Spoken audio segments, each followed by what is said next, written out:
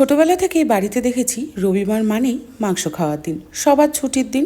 তাই রবিবার দুপুরে জমিয়ে মাংস ভাতটা কিন্তু কখনোই মিস হতো না।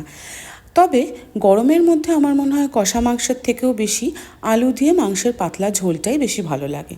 তো প্রথমে মাংসটাকে ম্যারিনেট করে নিচ্ছি।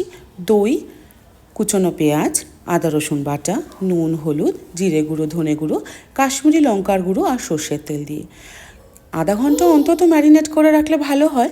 তবে তোমরা যদি তার থেকে কম বা তার থেকে বেশি সময়ও ম্যারিনেট করে রাখতে চাও তো রাখতে পারো। এবার কড়াইয়ে তেল গরম হয়ে গেলে কিছু বড় বড় করে আলু কেটে রেখেছি, সেটাকে সামান্য হলুদ দিয়ে ভেজে তুলে নিচ্ছি। একটু কড়া করে ভেজে তুলে নিচ্ছি। ভেতরটা সেদ্ধ যদি নাও হয় তাতেও কোনো অসুবিধা নেই, কারণ যখন আমি মাংসটাকে কষাবো তখনই আমি আলুটাকে দিয়ে দেবো, তো সুন্দর সেদ্ধ হয়ে যায়, কোনো অসুবিধে হয় না। মাংসটার মধ্যে আমি আগেই তেল ব্যবহার করেছি, তাই কড়াইতে এখন আর বেশি তেল দিচ্ছি না। যা তেল আছে সেটার মধ্যেই ম্যারিনেট করা মাংসটা আমি দিয়ে দিলাম। এখন কিন্তু আর বেশি কিছুই করার নেই, ঢেকে ঢেকে রান্না করে নেওয়া। যতক্ষণ না মাংসটার থেকে তেল ছেড়ে যাচ্ছে, মাংসটা সুন্দর করে কষে যাচ্ছে, ততক্ষণ এটাকে মিডিয়াম আঁচে রান্না করে নেব। এখানে একটা কথা বলে রাখি, আমি কষানোর সময় আলুটা দিয়ে দিচ্ছি। তোমরা চাইলে আলুটাকে ভালো করে ভেজে পরেও দিতে পারো, অনেকে আবার সেদ্ধ করা আলু ব্যবহার করে, তোমরা সেটাই করতে পারো।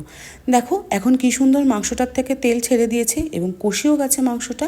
এবার আমি যতটা ঝোল রাখতে চাইছি ততটাই জল দিচ্ছি।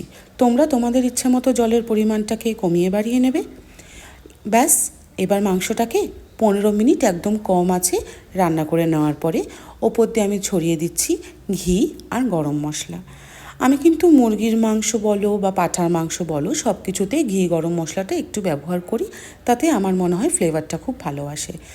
রবিবার দুপুরে বাড়ির সকলের সাথে গরম ভাত, পাতলা মুরগির মাংসের ঝোল আর গন্ধরাজ লেবু, লাঞ্চটা কিন্তু জমে যায়, তাই না?